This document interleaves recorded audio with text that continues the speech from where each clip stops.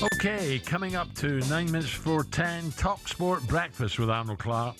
Get the UK's best used car deals guaranteed. Right, let's finish. Can we? Yeah, why can't we? We'll finish with a bit of this. Ask me, ask me, ask me. Here's Ali McCoist. Oh, he's done it. Ali McCoist from Rangers. Are you winding me up? No, I'm deadly serious. You know where the creator of the Rubik's Cube came from? Came from Czechoslovakia. So there you are, have some of that. You need to introduce me to this Tinder, is it dangerous? You're a pair of numpties, so you are. Let's be having you! Let's be having you! Oh, gee, was I? You were only supposed to blow up a bloody door. What's that? Yeah, I've nailed it, man. I've nailed it. Ask me, ask me, ask me. He's had more jobs and hot dinners and was once miraculously voted the 98th sexiest man alive. What? Who better to answer the day's biggest questions than our very own Alistair McCoist, Alistair Murdoch McCoist, as we play Ask Ali. Right, here we go, Ali. First up. Here we go. It was a miserable weekend for Tottenham, and the loudest fan in the airwaves, the chunk, Jamie O'Hara. After watching them get hammered in the North London derby and hearing Piers Morgan tell breakfast that hopefully he has silenced Jamie forever, the chunk, he went on the attack last night.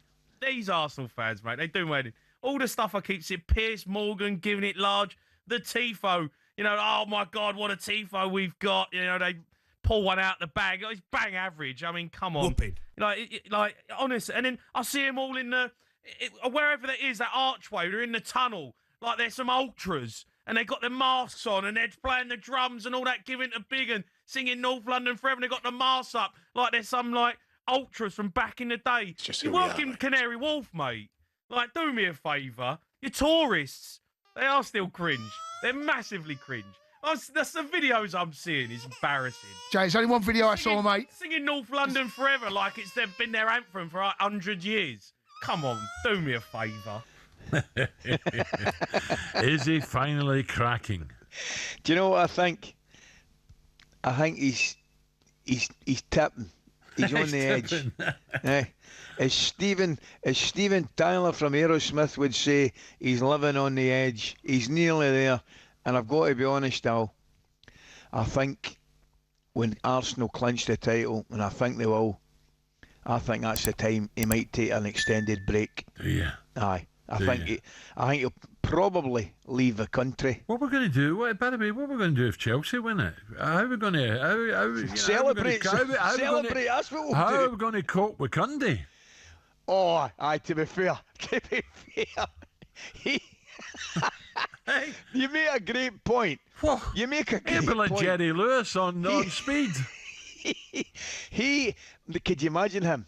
I mean, he would be absolutely double unbearable.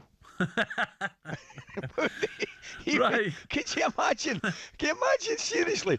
Can you imagine him if Chelsea won the league? He'll be getting sectioned. Right, the big story of the morning, Gay was sent off yes. for that terrible backhander. That's scandalous. His own teammate Michael Keane last night. What a joke. Sally, if you were Everton manager, how would you discipline him, or no. would you even discipline him at all? No. They've got the 3 points. Brilliant team ethic, workmen. They work for each other. They were battling. They come away with it. They got away with it. Brilliant. Right. Davies' first win, wasn't it? Old Trafford. Absolutely. Yeah, brilliant. And the away dugout. Brilliant. What do you do now with the two players? I'll tell you what you do. You suss it out, and you know immediately after the game, Al. If you're the manager or the coach, you know immediately after the game if you've got a problem, right? Now, I think Davey said right away there was apologies and handshakes, so that should be the end of it, and I would imagine, without doubt, it will be the end of it.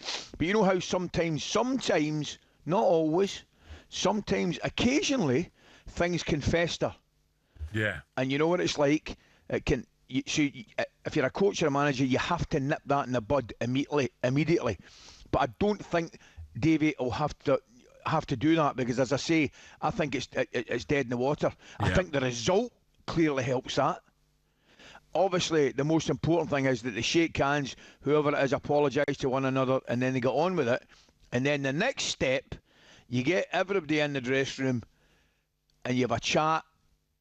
And I think if you can make it humorous and make it a positive rather than a negative. Yeah. And I think Davies, he's clearly intelligent enough, and I think he's absolutely spot on. He will sniff right away if there is as I say, for some festering, if there's a problem. Yeah. I don't think there would be. I don't Then think you have to deal with it if there is. yes. Yeah. Then he deals with it. Then it's a problem. It's not a problem right now. They won the game. And they're actually now in a position. Yeah, he's going to get suspended, which clearly isn't ideal. But they are now in a position to, I'm not so much say make light of it, but I think you have to kind of find humour in it. Yeah, I've got you. And a big game coming up the weekend, Everton against Newcastle as well. Yeah. There's another cracker. Okay, right. Former Liverpool fullback Stephen Warnock says Isak needs to be removed from the Liverpool squad until he's fully fit. Now, is that too extreme, Ali? Needs to be removed? I'm See, not I sure. wouldn't. I'd be getting him more involved, personally. Well, I hear you. I'm not sure that's the right terminology. The fact of the matter is, it's a kind of catch-22 for Arne Slot, I think, because the one thing that he needs is match fitness to get himself up, because that's the one thing. He's still fit. You know what I mean, Alan? Nowadays the players are fit, right? I mean, his fitness would not drop dramatically, even during that period with pre-season, but his level of fitness up to match playing is the problem. That's the step that he has to make. Yeah. And the best way to do that is getting games. But unfortunately, they're not. See, it'd be fine. See, if Liverpool were winning games, Alan, Yeah. you could play him and you'd get away with it, and he'd get his Ali, I fitness. was about to say that. It's the strikers' union here. I was going to say, look, I'm sure privately be saying, well, I'm getting no service, I'm getting no help. We're all struggling. How am I meant to suddenly turn it around in my head? Well, I think to a certain degree he's got a very valid point there, because they've not been anything like as creative as they once were. The only thing I would say, from a footballing point of view, and you tell me if you disagree, I think Ekitike deserves a starting position in that Definite. number 9 before Isak. Definite. Yeah, definite. But So- does that solve the problem? He's No, it doesn't. playing games. It might even But you're add to right. When he came, I thought this guy can play. This is a good player. I'm with and you. he's shown everyone, he deserves it. He'd be gutted he wasn't starting. 100%, mate. 100%. And I think on certainly in current form, I think he should be the one that should be starting in that central position, mate. I'm with you. Listen, have a great day, mate. Okay, enjoy You too, the mate. game I tonight. look forward to seeing you Thursday, pal. Yeah, and Friday with a bit of luck. But Absolutely. I'll ring you at 10. But enjoy the game tonight, Ali. Okay. Take care, pal. Thanks your time. By the way, today's talkSPORT Daily Pod is a must-listen, right? So it's 20 years on from the passing of football icon, the great George Best. His former colleagues Jeff Stelling, Phil Thompson bring you a very special episode of the talkSPORT Daily Podcast available right now, reflecting on the brilliance, charisma, and completely the complexity as well of one of the game's greatest players. Listen, I've been out in his company loads, Bestie, with a couple of glasses of wine, and he was a delight, honestly. You don't want to miss it whenever you listen to the podcast. So that's out now. I'm back with Party Parlour tomorrow. That's if he's recovered from the North London Derby. Dear, oh dear. Have a great day. Jim, Simon coming next, 2 minutes to 10.